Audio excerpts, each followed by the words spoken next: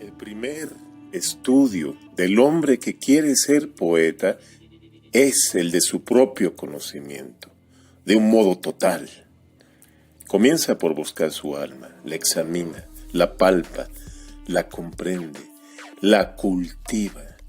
Se trata de hacer que su alma sea monstruosa. Digo que tiene que ser un vidente, que tiene que hacerse vidente. El poeta se convierte en vidente en virtud de un largo, inmenso y razonado trastorno de todos sus sentidos. Tiene que buscar todas las formas de amor, de sufrimiento, de locura, apurar todos los venenos para no conservar dentro de sí más que la quinta esencia de ellos. Inefable tortura para la que el poeta necesita de toda la fe, de toda la fuerza. De allí que se convierte entre todos los hombres en el gran enfermo, en el gran criminal, el gran maldito, pero también en el sabio supremo, puesto que llega a lo desconocido, puesto que ha cultivado su alma y la ha hecho más rica que la de ninguno. Llega a lo desconocido e incluso cuando de mente termine por perder la comprensión de sus visiones. El caso es que las ha visto. Que reviente en medio de los saltos que da entre cosas inauditas e innombrables. Ya vendrán otros horribles trabajadores que comenzarán por los horizontes donde el otro se ha derrumbado. Arthur Rimbaud.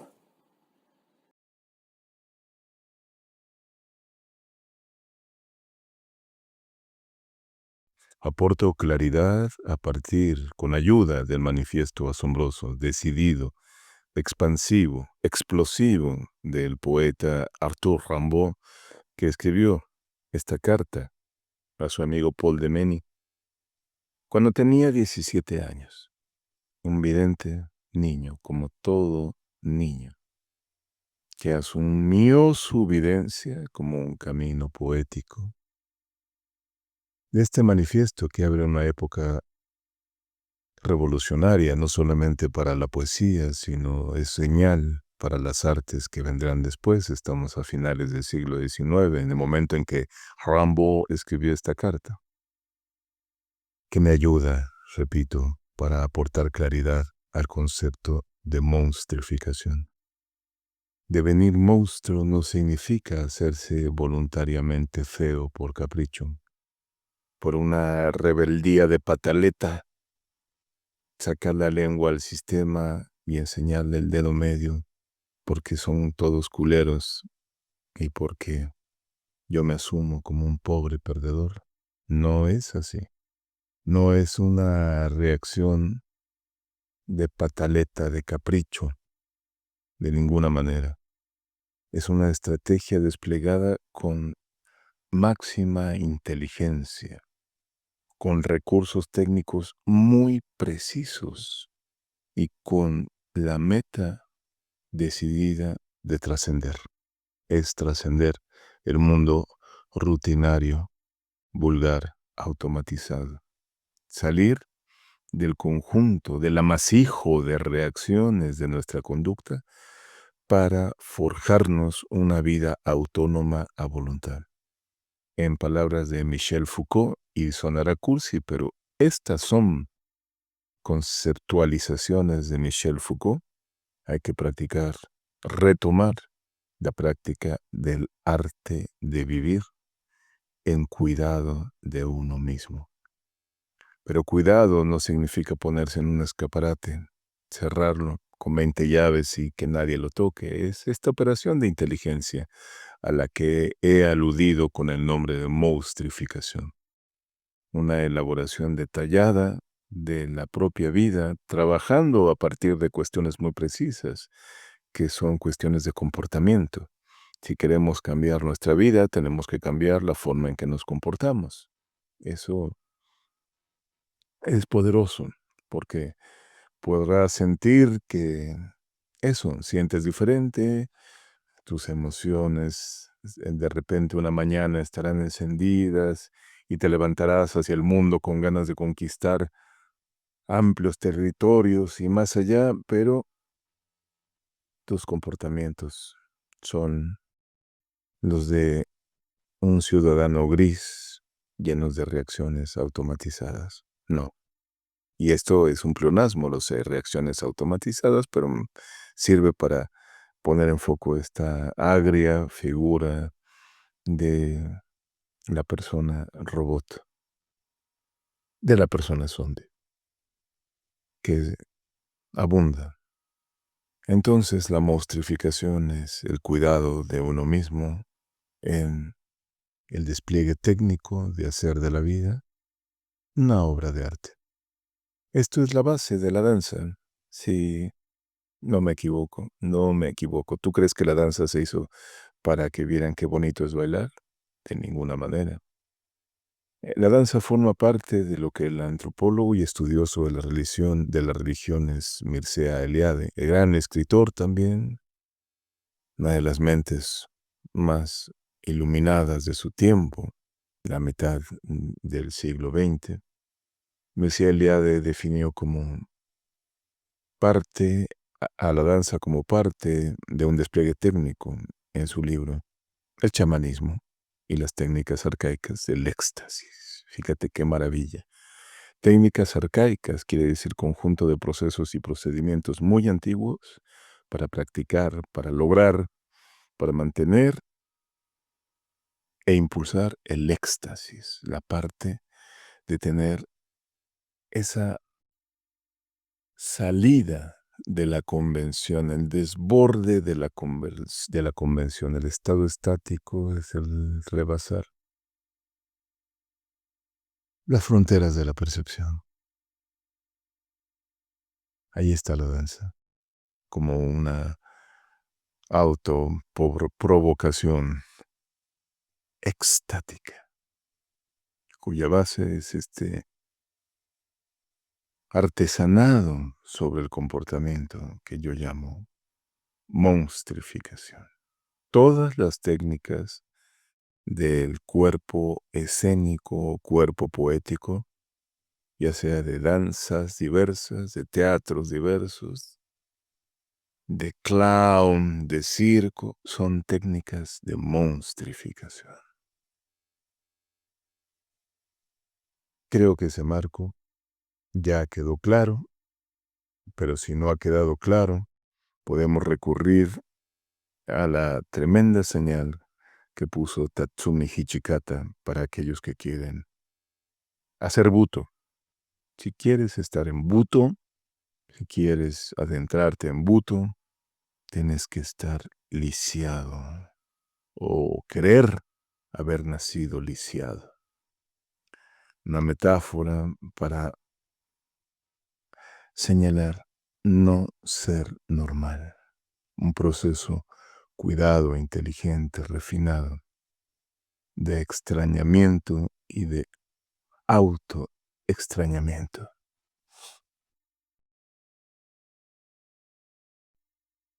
Desde hace aproximadamente 20 años, concebí y vengo desarrollando una teoría práctica acerca de la danza que yo llamo epistemología del cuerpo en estado de danza.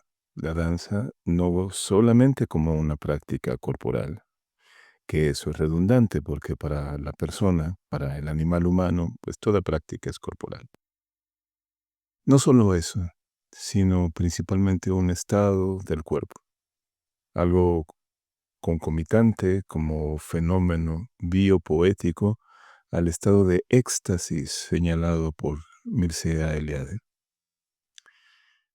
La epistemología del cuerpo en estado de danza consiste en un grupo de procesos y procedimientos para transformar voluntariamente los imaginarios del cuerpo en una dimensión de creación, una dimensión de poiesis. Es eso, de creación de nuevos estados subjetivos y de nuevas realidades.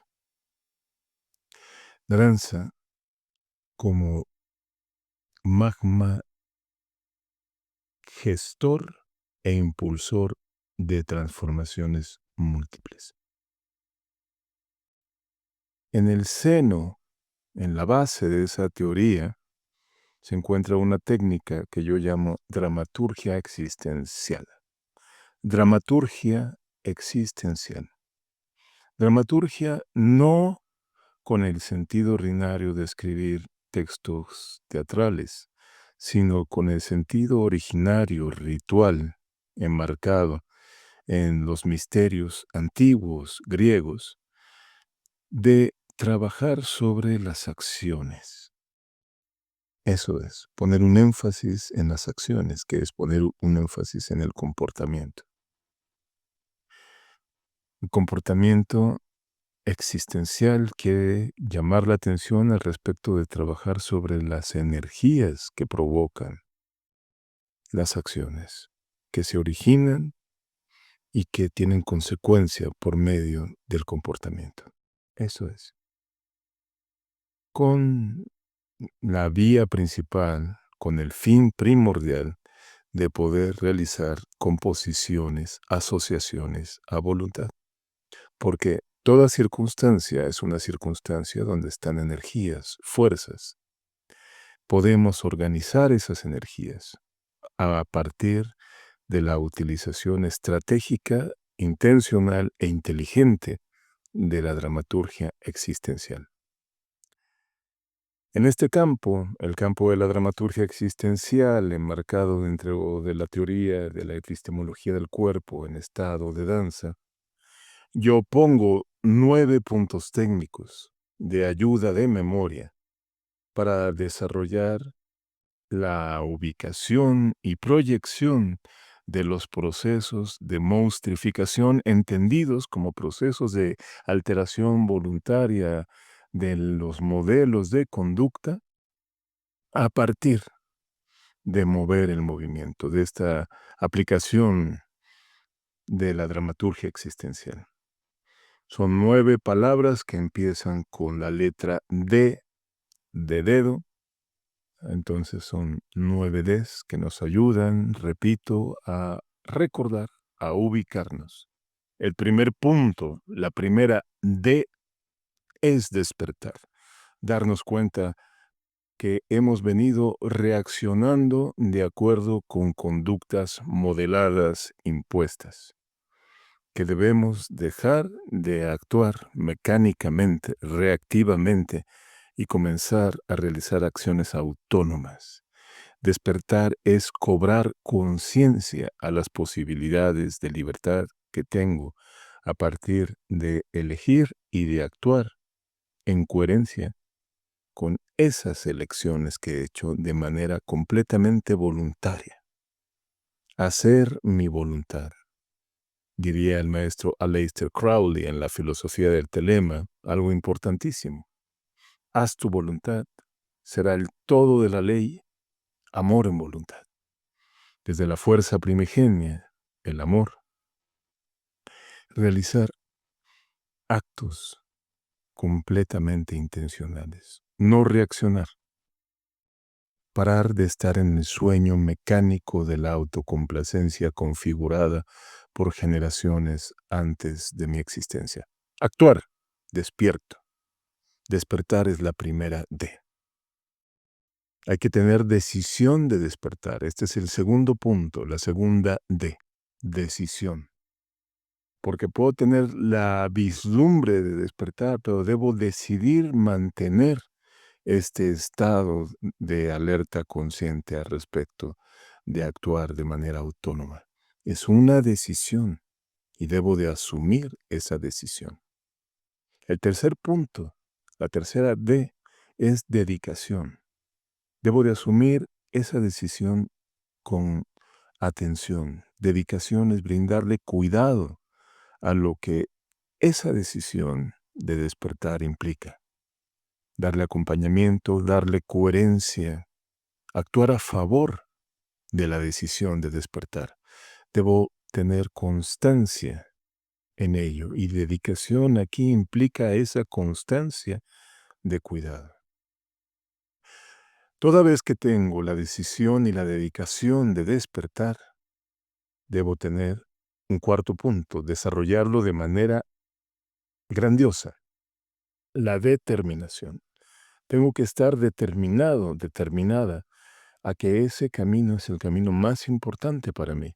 Y no puedo perder ni tiempos ni energías distrayéndome o dejando que me vuelvan a succionar las fuerzas mecánicas de la vida zombie, de la vida autómata. Debo tener la determinación de lograr los estados de conciencia despiertos a toda costa. Despertar, decidir, la decisión, dedicación, determinación. Favorece este trabajo el dejar. El dejar quiere decir literalmente abandonar, dejar las prácticas nocivas que tienen que ver con estar sumido en el sueño, en la reacción. No debo abrazarlas más, debo dejarlas ir. Debo dejar ir todas aquellas influencias que me detienen y me hipnotizan. Tengo que averiguar cuáles son.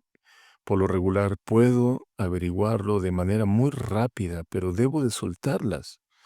No puede haber medias tintas en eso. Debo de soltarlas, como una maleta inservible, llena de cosas inservibles que se deja a la vera del camino porque se sabe que todo lo que contiene no va a ser útil nunca más.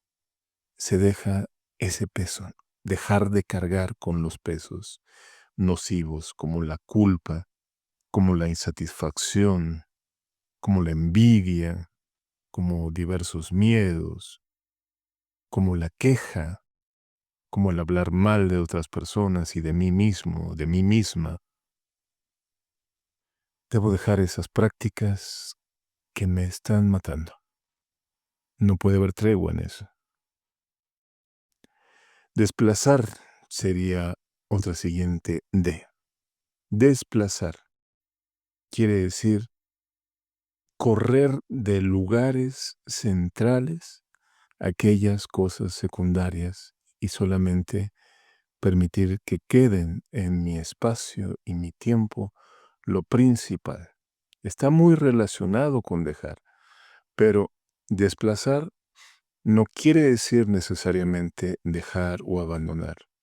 Puede que haya cuestiones importantes para mí, pero debo reorganizar mis cosas y mis afectos para que solo tenga lugar primordial aquello que vale más y darle lugares subalternos o secundarios a otras cuestiones. Por ejemplo, ciertos placeres podemos y debemos mantenerlos, pero no deben ocupar el centro de nuestras energías, así que los desplazamos hacia una periferia en donde los atendemos como bestias necesarias, pero no ocupan un protagonismo. Eso es mandar sobre los siervos de la casa. Haz de cuenta que vives en un lugar suntuoso, lleno de habitaciones esplendorosas, jardines, pero has sido secuestrada, secuestrado en una bodeguita, en una covachita o cuartito de esa casa y los sirvientes de esa mansión han tomado el mando. Hay que desplazar a los sirvientes, desechar a aquellos que no sirven más y a aquellos útiles darles su lugar de servidumbre. Ser el amo, la ama de tu casa, cuerpo, de tu hogar. A eso me refiero con desplazar. Otra cuestión que me parece muy importante, otra D, es la desobediencia astuta. Porque siempre nos van a querer mandar, siempre nos van a querer marcar el paso. Hay que tener esta desobediencia astuta, no desobediencia de capricho, de rabieta, repito, sino una desobediencia inteligente para subvertir, para trastocar, para cambiar el juego a aquella persona, a aquel ser que quiere marcarme el paso, que quiere mandar sobre mí. Entonces, la desobediencia es un estado de alerta contra el acecho permanente de los moldes, de las reglas, de los mandatos, del deber ser, de no bailarás así, de no harás esta vida, de no te comportarás de esta manera. Mantener alerta esa obediencia, pero como una astucia, como una inteligencia, no como una pataleta. Otra D, que me parece muy importante, se refiere al daemon. Yo diría un verbo, daemonizar. Quiere decir entrar en contacto con las fuerzas consejeras. No estoy sola, no estoy solo en este trabajo. El daimon es una palabra que fue pervertida y llevada al término demonio, como un ser maligno. Pero originalmente el daemon era todo lo contrario a un ser maligno. Era un genio inspirador que daba el consejo cierto, que hacía la compañía más sabia. El daemon es la intuición. Llenarte de inteligencia intuitiva. Esto sería daemonizar. Tienes consejeros, son tus ancestros simbólicos. Y en todo momento podrás recurrir a ellos con preguntas necesarias. ¿Qué hago ahora? ¿Cómo manejo estas piezas del desafío que me está retando? ¿Cuál es la mejor manera de salir de esta conducta tramposa? ¿Cómo logro algo que parece imposible de lograr? ¿Cuáles son los caminos más ciertos para llegar a la realización? Allí están los daemones. Daemonizar quiere decir ponerse a la luz del consejo de la voz intuitiva de los ancestros simbólicos. Y otra que es de suprema importancia, la devoción.